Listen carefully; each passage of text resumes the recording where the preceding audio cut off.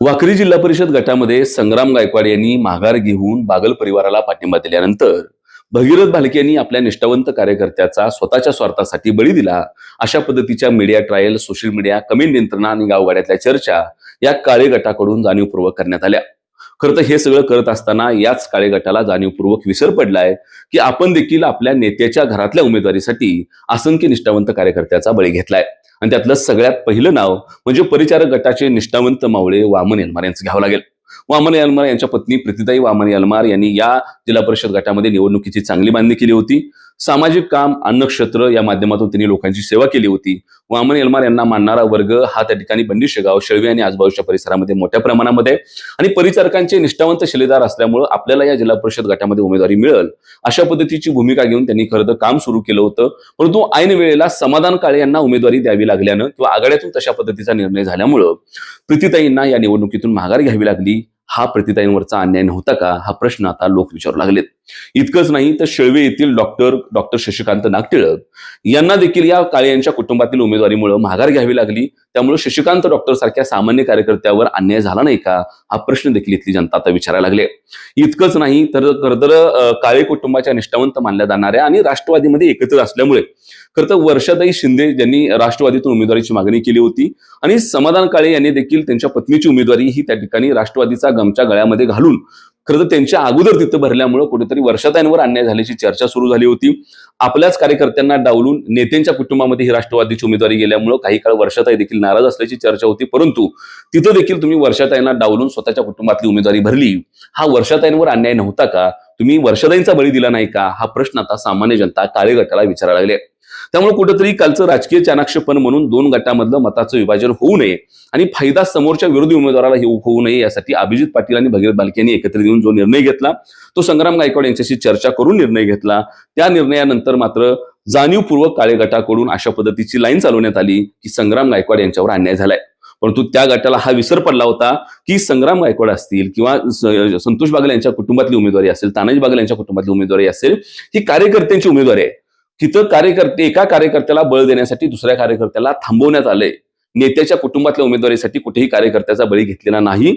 परंतु पलीकडे मात्र काळे परिवारामध्ये हा नेत्याच्या उमेदवारीसाठी 3 कार्यकर्त्यांचा बळी घेतला आहे का नाही, हा प्रश्न आता लोक त्यांना विचारायला लागलेत. त्यामुळे कुठेतरी काल दिवसभर ज्या मीडिया ट्रायल चालल्या, भगीरथ भालके यांना बदनाम करायचं कारस्थान खरं तर काळे गटाकडून काल दिवसभर चालवण्यात आलं. परंतु या सगळ्यामध्ये भगीरथ भालके यांनी पुन्हा एकदा संग्राम गायकवाड यांनी संपूर्ण आपल्या कार्यकर्त्यांची समजूत काढले. उद्याच्या काळामध्ये हा सगळा परिवार एकत्रितपणानं काम करताना या निवडणुकीमध्ये दिसेल. परंतु हे सगळं करत असताना जाणीवपूर्वक समोरच्या गटामध्ये मताचं विभाजन झालं पाहिजे, यासाठी त्यातल्या एका गटाला हाताशी धरून एक वेगळ्या पद्धतीची सिस्टीम, यंत्रणा चालवली पाहिजे. हा जो कल्याणराव काळे आणि संपूर्ण काळे गटाचा डाव होता, तो डाव काल भगीरथ भालके यांच्या राजकीय चाणाक्षपणानं अक्षरशः उद्ध्वस्त करून टाकलाय. कारण या निवडणुकीमध्ये जर संग्राम गायकवाड आणि संतोष बागल यांच्या दोन्ही कुटुंबामध्ये जर उमेदवारी राहिली असती, हे 2 उमेदवार मैदानामध्ये असते, तर मताचं विभाजन होऊन खरं तर काळे यांना फायदा झाला असता असं काळ्यांचं गणित होतं. परंतु संग्राम गायकवाड यांनी माघार घेतल्यामुळं कुठंतरी बागल परिवाराची किंवा बागल गटाची ताकद वाढली. अभिजित पाटील आणि भगीरथ भालके एकत्रित आल्यामुळं एकूण ह्या दोघांच्या आघाडीची ताकद वाढली. त्याचा फटका काळ्यांना बसणार आहे.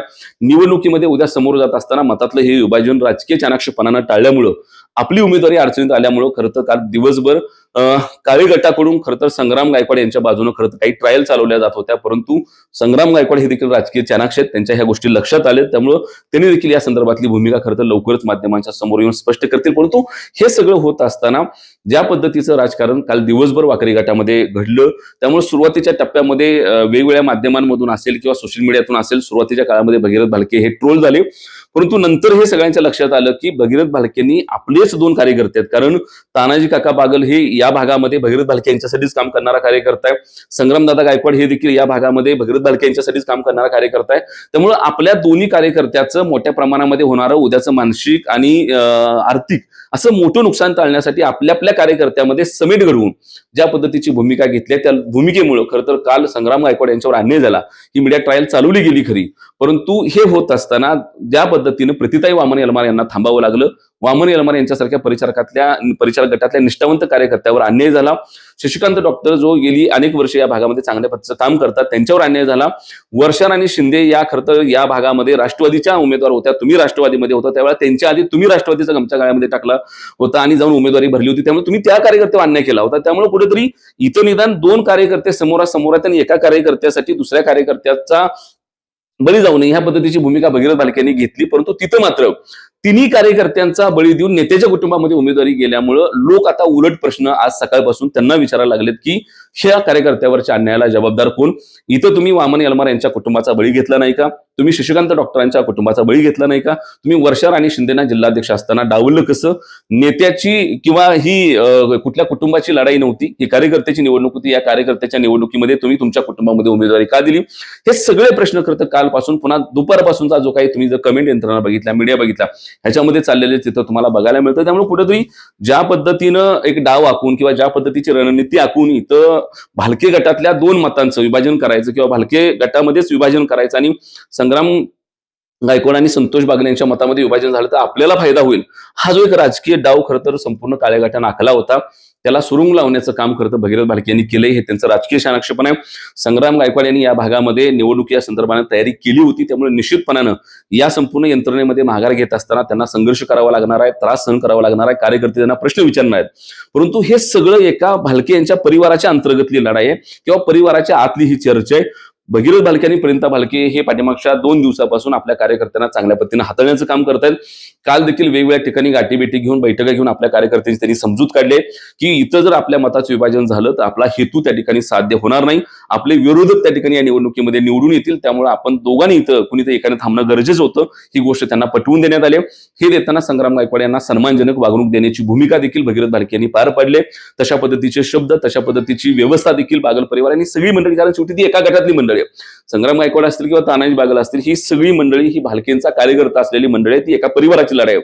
पण तुम्ही मात्र तुमच्या कुटुंबातल्या उमेदवारीसाठी ज्या पद्धतीनं वेगवेगळ्या भागातल्या आणि विशेषतः परिचारक गटातल्या महत्वाच्या 2 कार्यकर्त्यांचं, कारण वामन यलमार यांचं परिचारक गटामध्ये मोठं प्रस्ताव आहे, शशिकांत नाग टिळक यांचं देखील परिचारक गटामध्ये मोठं प्रस्ताव आहे, त्यांच्यावर अन्याय केला. आणि दुसरा अन्याय तुम्ही तुमच्या स्वतःच्याच कुटुंबामध्ये राष्ट्रवादीच्या जिल्हाध्यक्ष असलेल्या वर्षाताईंवर केला होता. त्यामुळं त्यांची उमेदवारी डावलून तुमच्या कुटुंबामध्ये उमेदवारी देताना तुम्ही कार्यकर्त्याचा बळी घेतला नाही का, हा प्रश्न आता लोक विचारायला लागलेत. आणि या सगळ्या प्रश्नातून कुठेतरी काल दिवसभर ज्या पद्धतीची टीका भगीरथ भालके यांच्यावर झाली आणि भगीरथ भालके यांनी कार्यकर्त्याचा बळी दिला म्हणून ज्या पद्धतीच्या मीडिया ट्रायल चालल्या, त्यातून आज एक वेगळ्या पद्धतीचं वातावरण समोर येतोय.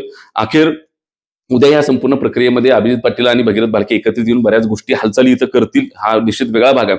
परंतु कुठेतरी ह्या सगळ्यामध्ये काळे गटाचं जे संग्राम गायकवाड यांच्यावरचं पुतना मावशीचं प्रेम होतं ते काल उघड झालंय. आणि संग्राम गायकवाड यांच्या देखील ही गोष्ट लक्षात आली की आपापल्यामध्ये झुंज लावून ज्या पद्धतीचं मताचं विभाजन करून समोरची माणसं ही निवडणूक जिंकण्याचा डाव करतायत, तो डाव काल भगीरथ भालके यांनी उद्ध्वस्त केल्याचं चित्र बघायला मिळालं. त्यामुळे भगीरथ भालके यांनी संग्राम गायकवाड यांच्यावर अन्याय केला का, हा प्रश्न वेगळा आहे. कारण संग्राम गायकवाड आणि तानाजी काका बागल ही भगीरथ भालके यांचे कार्यकर्ते आहेत.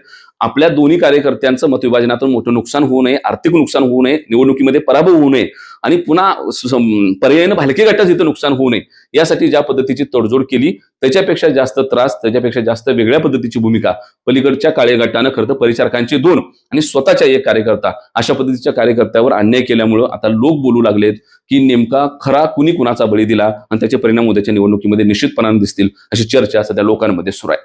धन्यवाद.